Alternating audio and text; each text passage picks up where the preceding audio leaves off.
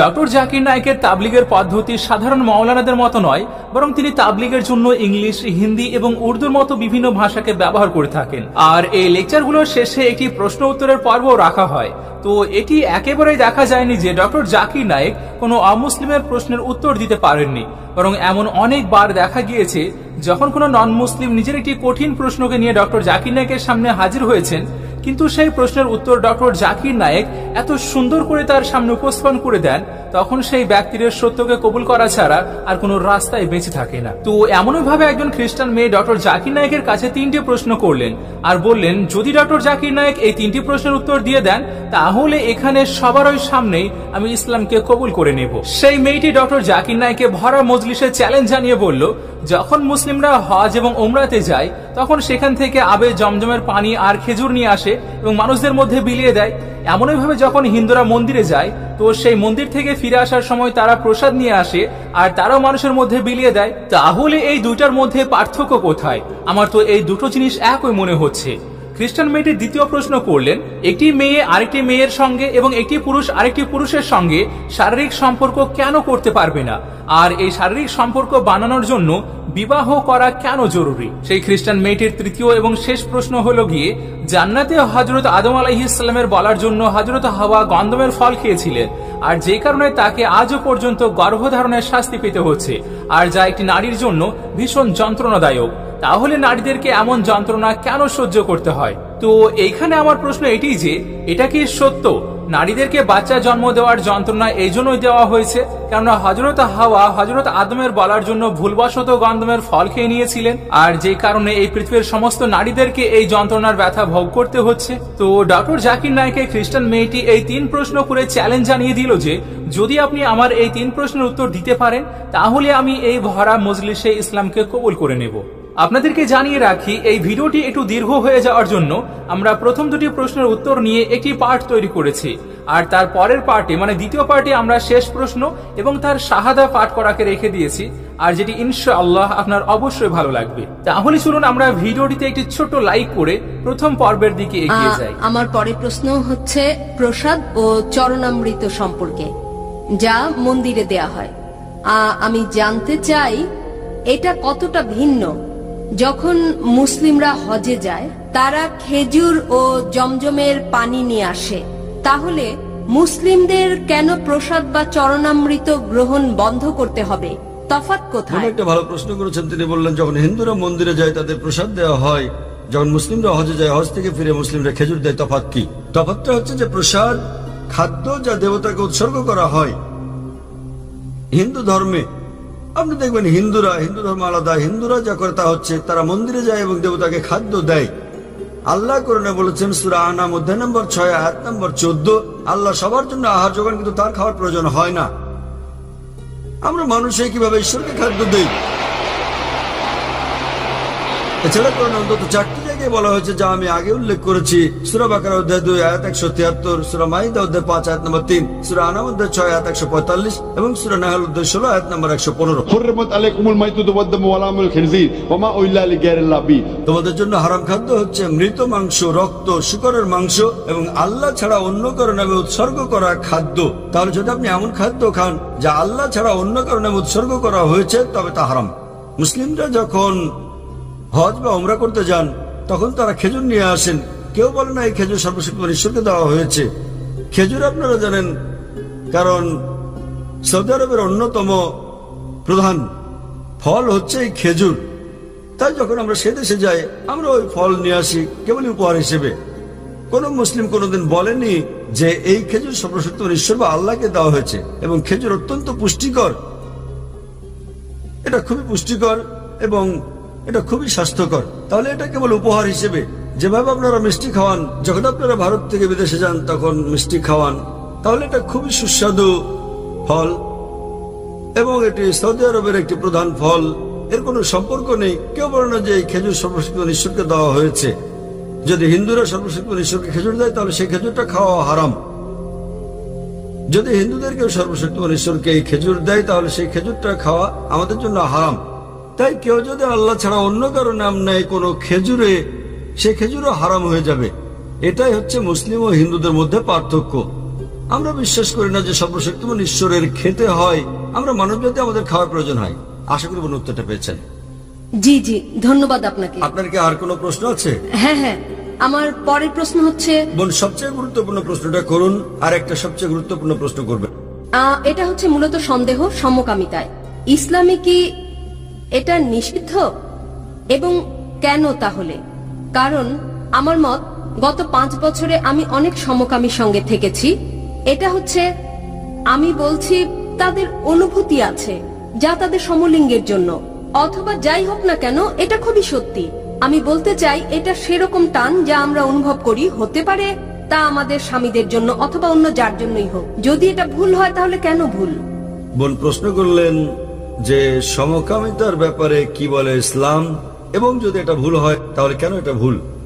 আল্লাহ কোরআনে বলেছেন সূরা ইসরা অধ্যায় নম্বর 17 আয়াত নম্বর 32, ব্যভিচারের কাছেও তোমরা যেও না, কেননা ব্যভিচার হচ্ছে সব মন্দ কাজের মন্দ সূচনা। এছাড়া আল্লাহ সূরা আরাফে বলেছেন অধ্যায় নম্বর 7, যে কোন পুরুষকে কথা বলা যে তুমি কি তোমার লালসার চর্চা করো পুরুষের উপর নারীর চেয়ে বেশি।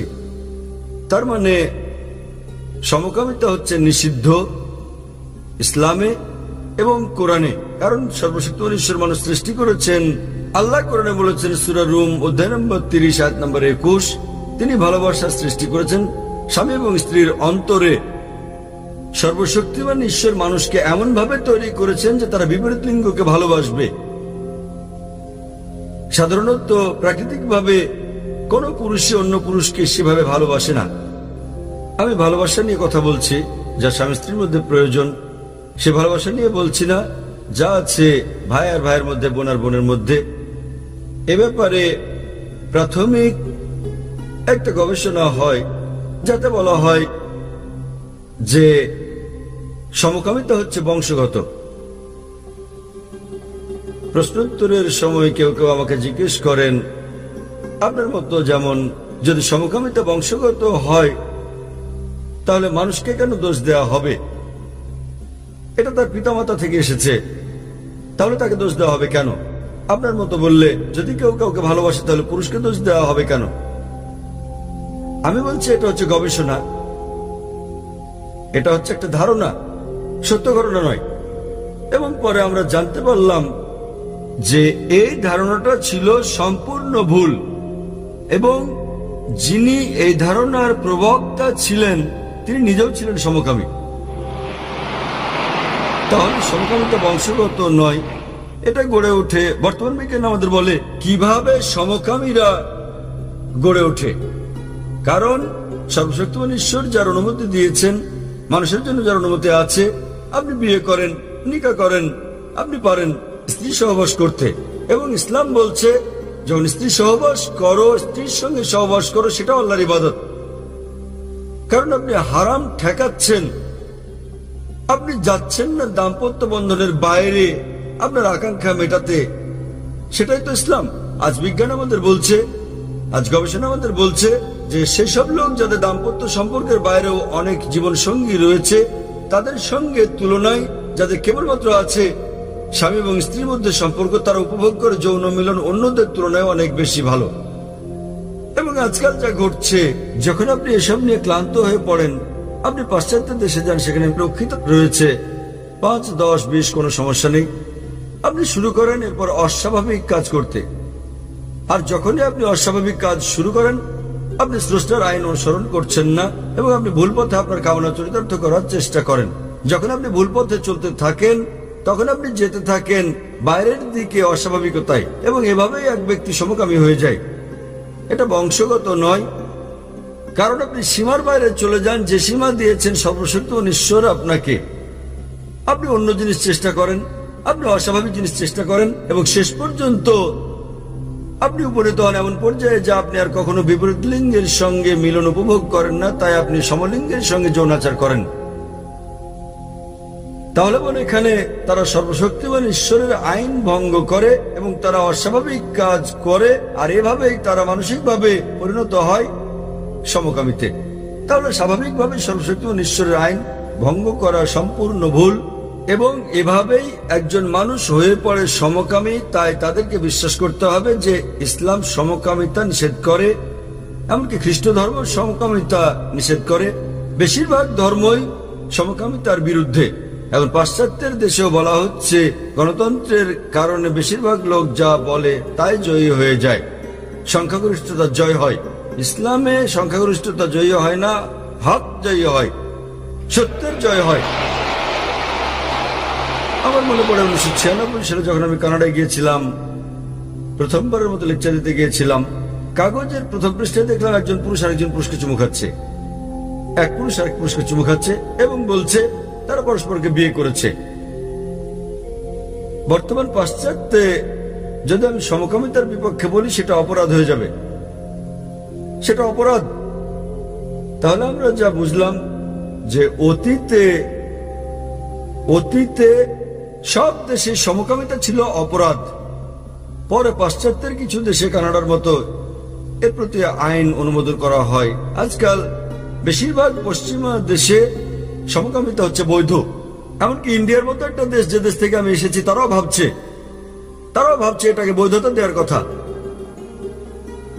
তাহলে আমরা যা বুঝি, যা সত্য তা সত্যই, সংখ্যাগরিষ্ঠতা জয়ী হয় না, যা ভুল তা ভুল। এবং ইসলামে আর বিশ্বের প্রধান বেশিরভাগ ধর্মেই সমকামিতা হচ্ছে একটা পাপ, একটা অপরাধ। এটা আপনাকে জান্নাতে নিয়ে যাবে না, জাহান্নামে নিয়ে যাবে। আশা করি উত্তরটা পেয়েছেন। প্রশ্নটি হচ্ছে একটি, যেহেতু ডক্টর জাকির উল্লেখ করেছেন সেটি ছিল শেষ প্রশ্ন, তথাপি আপনার আরো প্রশ্ন থাকলে আপনাকে পেছনে যেতে হবে, তারপর আবার এক সময় পরের প্রশ্নটি করবেন। তাহলে আমরা পরের প্রশ্ন নেব ভাইয়ের কাছ থেকে, ডান দিকে। ভাই, এই বোন বলছে যে যদি আপনি এই শেষ প্রশ্নের জবাব দেন তিনি শাহাদা পাঠ করবেন।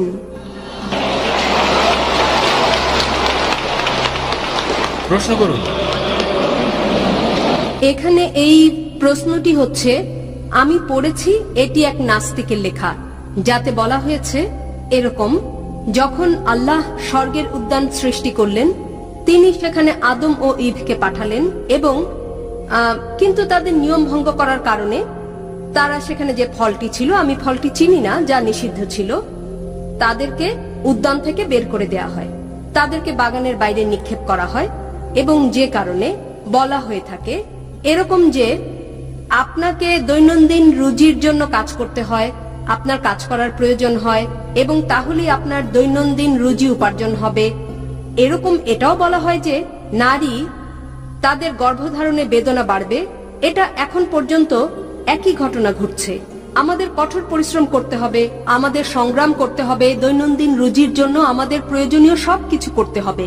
এবং একই জিনিস নারীর ক্ষেত্রেও, যেমন তারা গর্ভধারণে মারা যাচ্ছে যদি তাদের বেদনা বৃদ্ধি পায়। কেন তাহলে আল্লাহ নিজেই তাদেরকে এত নির্মম কষ্ট দিয়ে যাচ্ছেন? আজ পর্যন্ত তারা একই রকম শাস্তি পাচ্ছে। অন্য মানুষকে ক্ষমা করার একটা দৃষ্টান্ত এটা কিভাবে হতে পারে, যখন আল্লাহ নিজেই ক্ষমা করেননি অথবা আমাকে সঠিক পথে চালাননি? বোন অত্যন্ত সুন্দর একটা প্রশ্ন করেছেন। তিনি ঠিকই বলেছেন যে বোন, আপনি যা উল্লেখ করেছেন এটা আছে বাইবেলে, আপনি যা বলেছেন তা উল্লেখ আছে বাইবেলে। আদম ও ঈভ, আল্লাহ তাদের প্রতি সন্তুষ্ট থাকুন, যখন তারা স্বর্গের বাগানে ছিলেন, তারা সর্বশক্তিমান ঈশ্বরের নির্দেশ অমান্য করেছিলেন, যা উল্লেখ আছে বাইবেলে। এবং এটা উল্লেখ আছে জেনেসিস অধ্যায় নম্বর 3 অনুচ্ছেদ 23-এ, যে সর্বশক্তিমান ঈশ্বর তাদেরকে শাস্তি দিলেন আর তিনি তাদেরকে বাগানের বাইরে নিক্ষেপ করলেন। এবং সর্বশক্তিমান ঈশ্বর বলেছেন জেনেসিস অধ্যায় 3 অনুচ্ছেদ 16-তে যে তোমরা নারীরা ঈশ্বরকে অমান্য করার কারণে তোমরা অনেক বেদনা সহ্য করে সন্তান জন্ম দেবে এবং তোমাদের আকাঙ্ক্ষা হবে স্বামীর কাছ থেকে তা পাওয়ার। তাই বাইবেল অনুযায়ী গর্ভধারণ নারীর জন্য একটি অভিশাপ।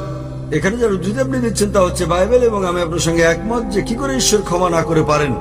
খ্রিস্ট ধর্মে সম্পূর্ণ দোষ বাইবেলে দেওয়া হচ্ছে নারীর উপর। ইভ ইভ ইভ, আল্লাহ তার উপর সন্তুষ্ট থাকুন। আপনি পড়ে দেখবেন কোরআন, এমন একটি জায়গাও নেই কোরআনে যেখানে দোষ কেবল ইভের উপরে দেওয়া হয়েছে। আদম ও ঈভ উভয়কে সমানভাবে দোষী করা হয়েছে। আল্লাহ তাদের উপর সন্তুষ্ট থাকুন। যদি আপনি পড়েন কোরআন,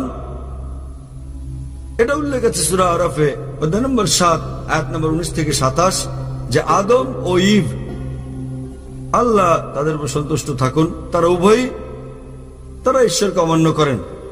তারা উভয়ই অনুতপ্ত হন এবং উভয়কে ক্ষমা করা হয়েছে, তাদের সমানভাবে দোষারোপ করা হয়েছে। এমন একটা আয়াত নেই কোরআনে যেখানে কেবল ইভের উপর দোষ দেওয়া হয়েছে। আল্লাহ তার উপর সন্তুষ্ট থাকুন। কিন্তু কোরআনে সূরা তাহায় একটা আয়াত রয়েছে, অধ্যায় নম্বর 20 আয়াত নম্বর 121 বলা হয়েছে যে আদম আলাইহিস সালাম তিনি ঈশ্বরকে অমান্য করেছেন। তাহলে একটা আয়াত রয়েছে যাতে কেবল আদম আলাইহিস সালামের কথা বলা হয়েছে। তবে মোটের উপর